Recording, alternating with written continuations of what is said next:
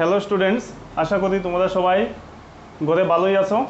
আমি আজকে ম্যাথমেটিক্স সাবজেক্টের প্রথম চ্যাপ্টার সেটস শুরু করতে যাচ্ছি। আমরা দেখতে পাচ্ছি যে এইচএসএলসি পরীক্ষার্থীদের মধ্যে অনেক স্টুডেন্টই বাংলা মিডিয়াম থেকে আসে এবং অনেকরা আসে ইংরেজি মাধ্যম থেকে। তাই আমি প্রতিটি কনসেপ্ট ইংরেজি এবং বাংলা উভয় মাধ্যমেই তোমাদের সম্মুখে তুলে ধরছি। প্রথমে সেট আসলে কি, what is set? So first of all, set is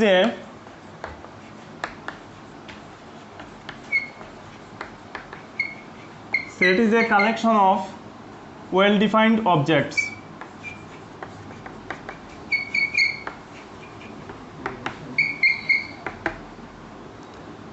আমি কি লিখেছি? Set is a collection of well defined objects. What do you mean by well defined? Well defined আসলে কি? অর্থাৎ সুনির্দিষ্ট। সেটের বাংলা প্রতিশব্দ হলো সংহতি। সংহতি হলো আমাদের সুনির্দিষ্ট বস্তুর একত্র সংগ্রহ। অর্থাৎ যে বস্তুগুলোকে এলিমেন্টস হিসাবে অর্থাৎ অবজেক্টস হিসাবে নেওয়া হবে, সেই বস্তুগুলো আমাদের সম্মুখে সুনির্দিষ্ট হতে হবে, ক্লিয়ারলি হতে হবে, বেশে উঠতে হবে। এখন ফর এক্সাম্পল, উদাহরণস্বরূপ আমি নিচ্ছি a collection of natural numbers less than 10 means if we start from 1 it ends at 9. A equal to set of natural numbers less than 10 means 1 2 3 4 5 6 7 8 and 9. 8 and 9 এখানে ওয়েল ডিফাইন্ড শব্দটির অর্থ হলো এই যে natural number 10 থেকে ছোট স্বাভাবিক সংখ্যার কালেকশনটি 1 2 3 4 5 6 7 8 9। কিন্তু যদি এখানে কোনো ধরনের কনফিউশন উঠে আসে, অর্থাৎ যদি আমি বলি যে brilliant student, collection of brilliant students of in your class, তোমাদের শ্রেণীকক্ষে থাকা ব্রিলিয়েন্ট ছাত্রছাত্রীর কালেকশন, তখন কিন্তু কনফিউশন এরাইজ করবে। এই ব্রিলিয়েন্টটি তোমরা যদি 3 জন স্টুডেন্টকে ছেড়ে দেওয়া হয় তাহলে 3 জনের মত এক হবে না। তাই এখানে in this situation it is not well defined. So আমাদেরকে সংহতি হতে হলে ওয়েল ডিফাইন্ড কালেকশন হতে হবে, অবজেক্টসের ওয়েল ডিফাইন্ড কালেকশন হতে হবে। এই সেটকে আমি এখানে লিখেছি একটি ফর্মে। তো সেটকে লেখার দুইটি উপায় আছে, যাদেরকে বলা হয় representation of sets.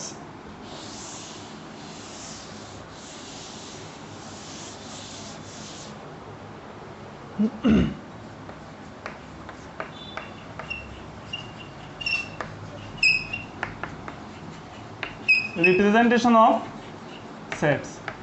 Sets are basically represented in two ways. One is known as tabular form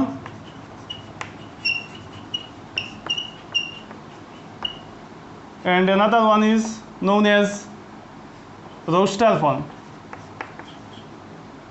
or set builder form. It is also known as set builder form.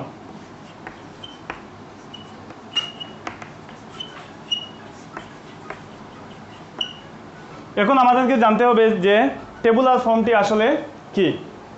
Tabular ফর্মকে বাংলাতে বলা হয় তালিকাকরণ পদ্ধতি, আর সেট বিল্ডার ফর্মকে বাংলাতে বলা হয় সংজ্ঞাবদ্ধ পদ্ধতি। এখন tabular form আসলে কি? এই টেবুলার ফর্মের মধ্যে আমাদের সংহতিকে এমনভাবে তুলে ধরতে হয় যে তার এলিমেন্টসগুলা অর্থাৎ উপাদানগুলিকে, অবজেক্টগুলিকে দ্বিতীয় বন্ধনীর মধ্যে আমরা কমা দ্বারা পৃথক করে লিখতে হয়। That is in tabular form we can represent all the elements within second brackets and separating by commas. For example, যদি আমি A equal to collection of of natural numbers less than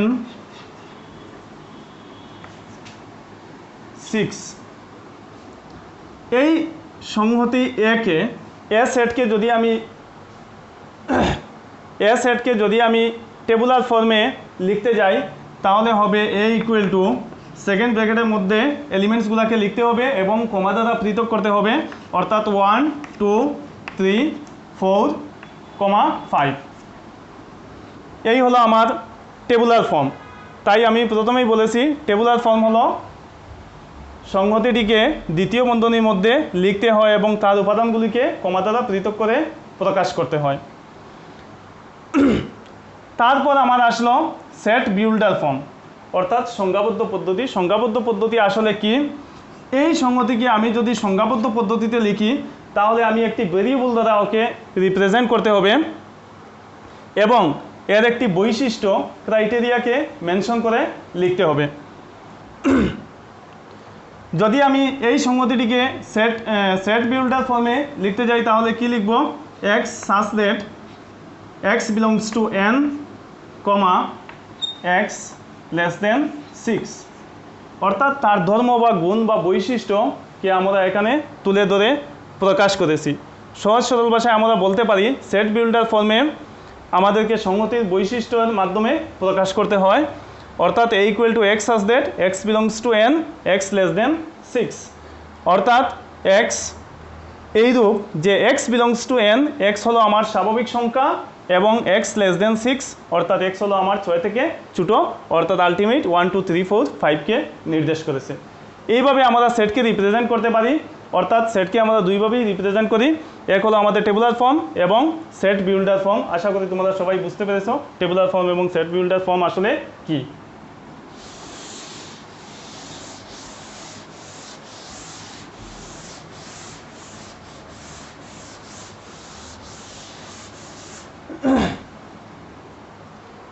এখন আমি এলিমেন্টস সম্বন্ধে কিছু বলতে যাচ্ছি। Elements of A set.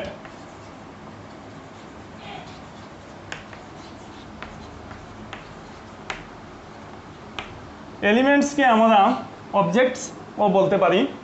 তো elements of set আসলে কি? যে উপাদান দ্বারা, যে অবজেক্টস দ্বারা আমাদের সেটকে তৈরি করতে হয় সেই অবজেক্টসগুলোকে বলা হয় elements of A set. Generally আমরা সেটকে সাধারণত ডিনোট করি ক্যাপিটাল লেটার দ্বারা।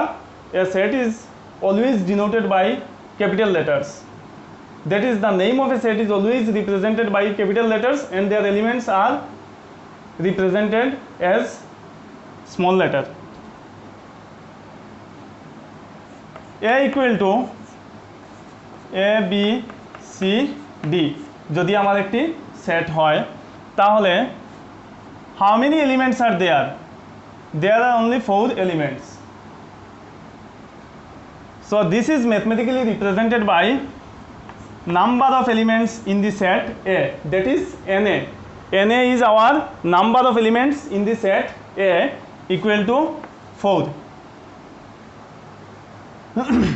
আরেকটি কথা হলো যদি আমি সেটকে এইভাবে লিখি A C B D তাহলে আমার হবে number of elements in a equal two 4 এবং এখানে হলো ABCD, এখানে হলো ACBD।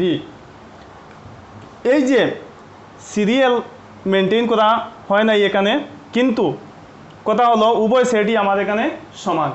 অর্থাৎ তালিকাকরণ পদ্ধতিতে টেবুলার ফর্মে যদি আমি এলিমেন্টসকে তাদের ক্রম অনুযায়ী না লিখে এলোমেলোভাবে লিখে নেই তবেও আমার সংহতির কোনো পরিবর্তন হবে না, অর্থাৎ সেটের কোনো পরিবর্তন হবে না। এই ক্ষেত্রেও সেট ইকুয়াল থাকবে।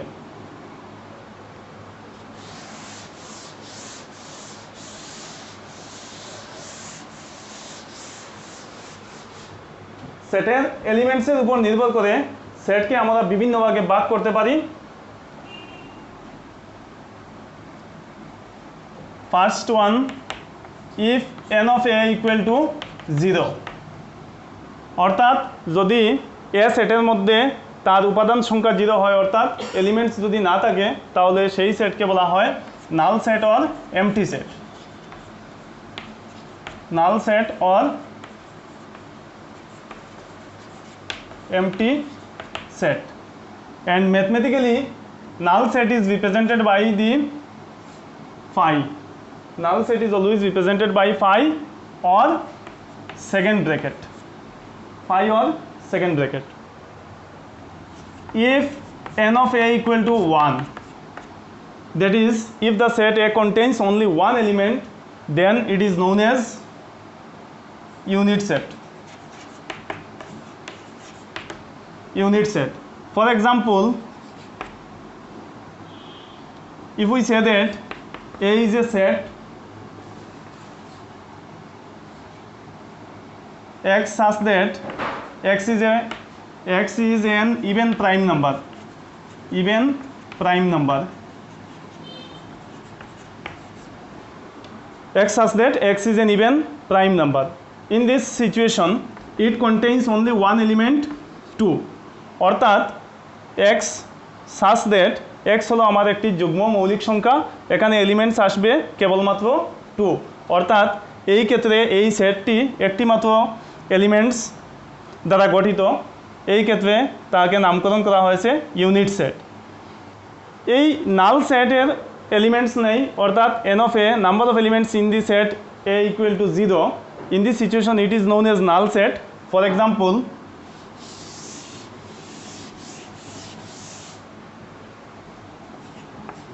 A equal to x such that x is a natural number,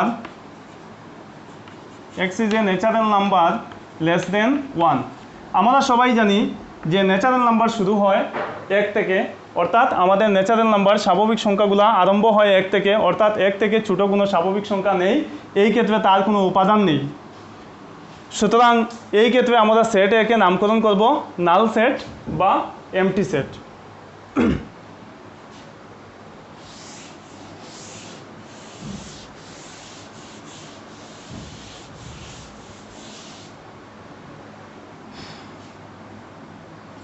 Subset and superset.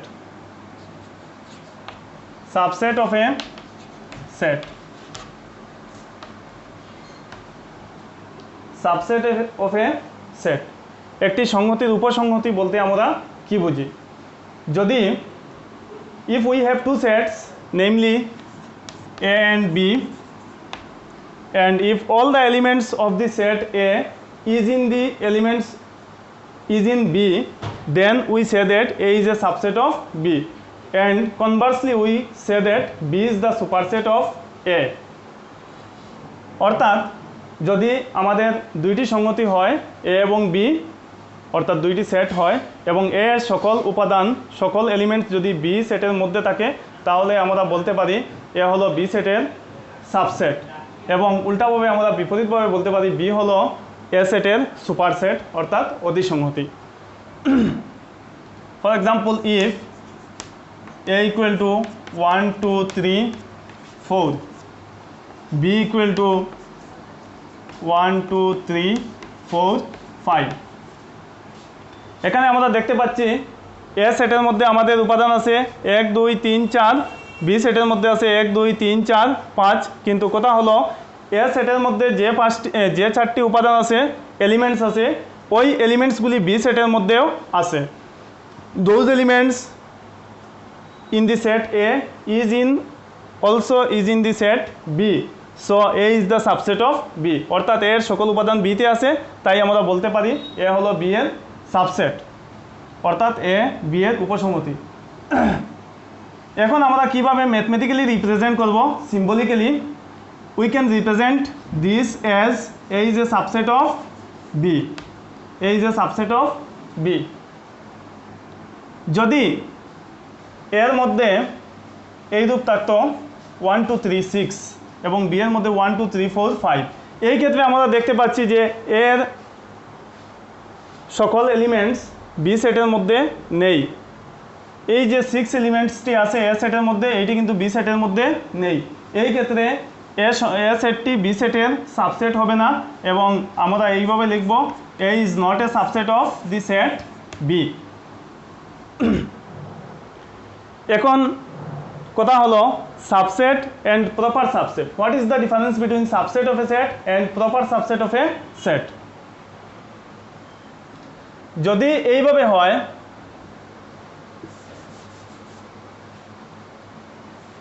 এর সকল উপাদান ঠিক অনুরূপভাবে বিতে থাকে, অর্থাৎ এ টিতে যতটি মৌল আছে ঠিক ততটি মৌল বিতে আছে, তখন আমার হবে এই যে সাবসেট অফ বি হবে, বেশি থাকলেও হবে আর ঠিক অনুরূপভাবে ইকুয়াল থাকলেও হবে। তাই আমরা বলতে পারি when two sets are equal, কখন দুইটি সংগতি আমাদের সমান হবে।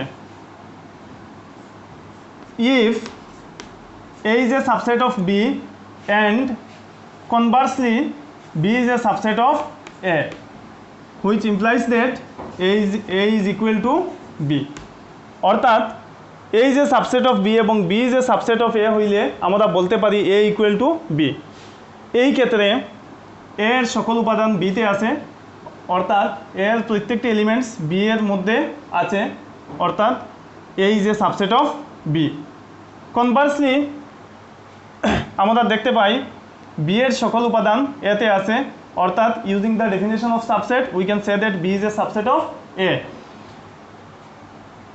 এবং এই দুই ক্ষেত্রে A এবং B ইকুয়াল, তাই আমরা বলতে পারি when two sets are equal, two sets, if we consider two sets A and B, and if A is a subset of B and B is also a subset of A, then we say that A must be equal to B.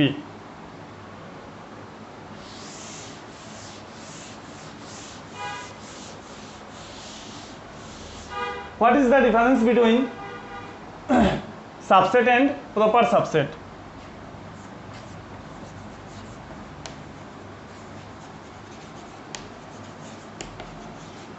Proper subset of a set. If A and B are two sets, then A is a proper subset of B in this situation if all the elements are in B and B at least contains one more element, then in this situation we can say that A is a proper subset of B।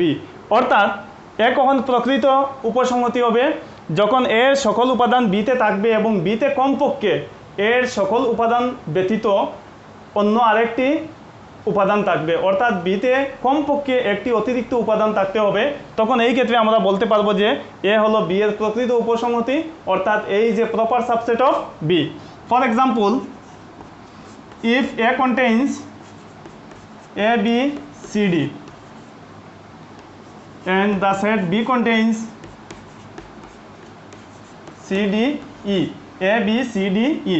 এখন আমরা দেখতে পাচ্ছি এর সকল উপাদান ছাড়াও বিতে কমপক্ষে একটি অতিরিক্ত উপাদান আছে, তাই এই ক্ষেত্রে এ হলো বি এর প্রকৃত উপসংহতি, অর্থাৎ এই যে প্রপার সাবসেট অফ বি। বা যদি এখানে এইরূপ থাকে তিনটি এলিমেন্টস, এখানে দুইটি অতিরিক্ত উপাদান আছে, তাও হবে এই যে proper subset of B. And conversely we can say that B is a proper superset of the set A. এখন আমরা জানবো যে পাওয়ার সেট কি। What is power set? If A is a set then it obviously contains some subsets, অর্থাৎ যদি এ একটি set হয় তাহলে তার কিছু সাবসেটস থাকবেই, এবং এই এ সেটের সাবসেটগুলিকে নিয়ে যে বৃহত্তর সেট তৈরি হবে, অর্থাৎ সেই সেটটির উপাদান হবে এলিমেন্টস হবে এ সেটের সাবসেটগুলি। অর্থাৎ যদি আমরা বলি যে এ একটি সেট হয় এবং এই সেটের যতটি সাবসেট থাকবে সেই সাবসেটকে এলিমেন্টস হিসাবে নিয়ে যদি আমরা একটি বড় সেট তৈরি করি তাহলে সেই বড় সেটটিকে বলা হবে এ সেটের power set. If A is a set and we make another set by taking elements as the subset of the set A, then it is known as power set. And mathematically, if A is a set, then power set is denoted by P of A. Power set is denoted by P of A. For example, if we consider A equal to 1, 2, অর্থাৎ এর সেটের মধ্যে আমাদের কয়টি উপাদান আছে? দুইটি elements আছে 1 এবং 2। আমাদেরকে একটি কথা মনে রাখতে হবে, প্রত্যেক সেটের একটি সাবসেট হলো পাই। যে কোনো সেটের ক্ষেত্রে পাই হলো একটি সাবসেট। ইভেন পাই সেটটি সেই নিজ সেটেরও একটি সাবসেট। তাই তার সাবসেট হবে, সাবসেট অফ এ হবে, subsets of A equal to কী হবে, প্রত্যেক সেট সে নিজের সাবসেট। পাইও একটি সাবসেট। তারপর একটি এলিমেন্টস নিয়ে একটি সাবসেট হবে 1 2। এই হলো এ সেটের সাবসেট। মানে এ সেটটি নিজে একটি সাবসেট, পাই একটি সাবসেট, 1 দিয়ে একটি সাবসেট তৈরি হবে, 2 দিয়ে আরেকটি সাবসেট তৈরি হবে। অর্থাৎ এ হলো আমার, যদি আমি এইভাবে লিখি, এমটি সেট পাই তো সাবসেট হবে সব সেটের, 1 একটি সাবসেট, 2 আরেকটি সাবসেট, আর এ সেটটি অর্থাৎ একটি দিয়ে শেষ হয়ে গেল, আমার এখন 2টি দিয়ে আরেকটি সাবসেট হবে। এই যে 1 2 3 4, এই যে 4টি সাবসেট এ সেটের তৈরি হয়েছে, এই সাবসেটকে নিয়ে যে বৃহত্তর সেট তৈরি হবে, অর্থাৎ এদেরকে এলিমেন্টস হিসাবে ধরে নিয়ে যে বৃহত্তর সেট তৈরি হবে, এই সেটকে বলা হবে এ সেটের পাওয়ার সেট। অর্থাৎ P of A equal to this, it is the power set of the set A. এখন একটি কথা জানতে হবে যে একটি সেটের মধ্যে কয়টি উপাদান অর্থাৎ কয়টি এলিমেন্টস থাকলে তার পাওয়ার সেটের মধ্যে কয়টি এলিমেন্টস থাকতে পারবে, বা তার পাওয়ার সেটের মধ্যে কয়টি এলিমেন্টস হবে।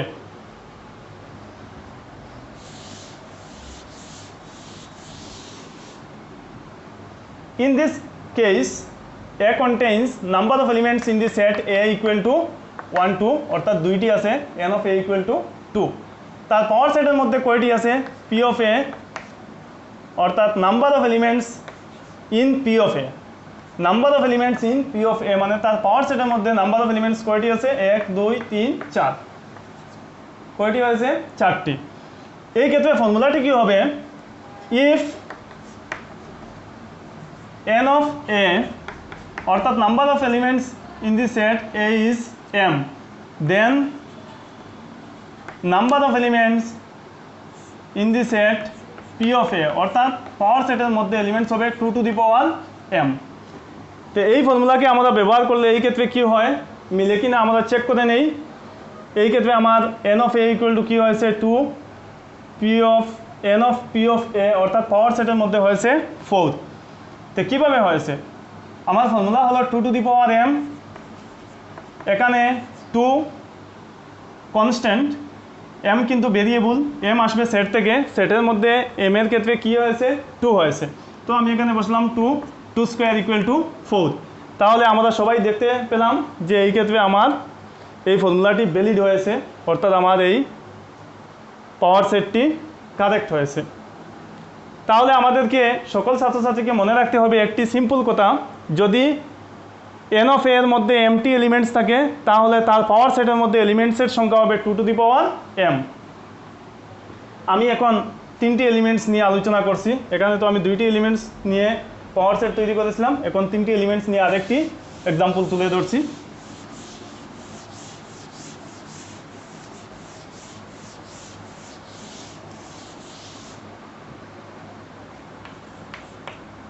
If the set P, namely R contains A, B, C, অর্থাৎ R সেট এর মধ্যে কয়টি এলিমেন্টস আছে, 3টি। এখন আমাদেরকে জানতে হবে তার কয়টি সাবসেট হবে, subset of R equal to কী হবে, প্রথমে তো ফাই হবে, একটি হবে এমটি সেট পাই, তারপর আরেকটি হবে এ, তারপর হবে বি, তারপর হবে সি। এখন আমরা 2টি নেই, এ বি, তারপর কি হবে এ সি, তারপর কি হবে এ বি এ সি হয়ে গিয়েছে, এখন বাকি আছে B C, B comma C. তারপর কি হবে, 3টি দিয়ে আরম্ভ হবে, এ বি সি।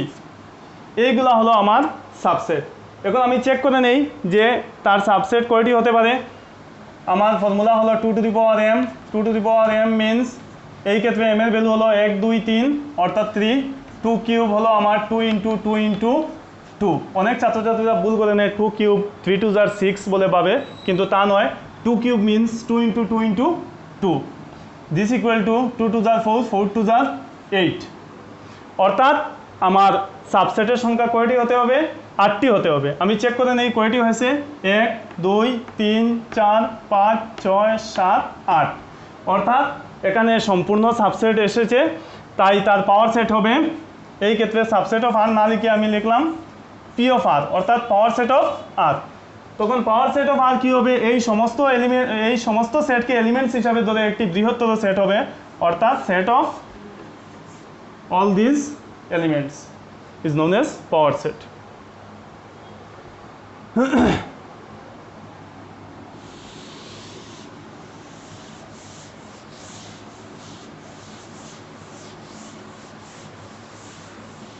এখন আমরা আরো একটি বিষয় জানতে হবে, what is complement of a set? Complement of a set means what? Complement of a set. Complement of a set.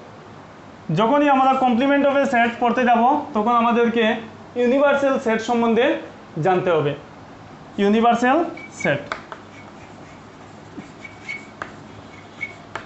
Universal set. Generally, universal set is denoted by the capital letter U. অর্থাৎ universal set কি? যদি আমরা এখানে সংহতি সংক্রান্ত নিয়ে আলোচনা করি, তো আলোচনায় থাকা যতটি সংহতি থাকবে সমস্ত সংহতির উপাদানকে নিয়ে গঠিত একটি, সমস্ত সংহতির যে সকল সংহতি থাকবে সমস্ত সংহতির উপাদানকে একত্রে নিয়ে যে বড় সেটটি গঠিত হবে তাকে বলা হবে ইউনিভার্সাল সেট। অর্থাৎ আমার যদি থাকে a ইকুয়াল টু 1 2 একটি সেট, আমার এই আলোচনায় যদি b থাকে 6,7, c যদি থাকে আমার আরেকটি set a b c d e, তাহলে এই ক্ষেত্রে আমার ইউনিভার্সাল সেট কি হবে? u equal to collection of all the objects within this sets. অর্থাৎ 1 2 6 7 a b c d e, তাছাড়া আরও বেশি থাকতে পারে, কিন্তু অ্যাটলিস্ট এই আলোচনায় যতটি সংগতি আছে তাদের সকলের এলিমেন্টস এখানে থাকতে হবে। তার চেয়ে বেশি থাকলে কোনো অসুবিধা নেই, কিন্তু কম থাকলে হবে না। তাহলে আশা করি সকল ছাত্রছাত্রী ইউনিভার্সাল সেট সম্বন্ধে জানতে পেরেছো, বুঝতে পেরেছো যে ইউনিভার্সাল সেট আসলে কি। এখন আমি আসি what is complement of A set. Complement of a সেটকে বলা হয় পূরক সংহতি, বাংলাতে বলা হয় পূরক সংহতি। তো পূরক সংহতি বা কমপ্লিমেন্ট অফ এ সেট কি? If A equal to A B C and U is also a set here A B C D dot dot X Y Z,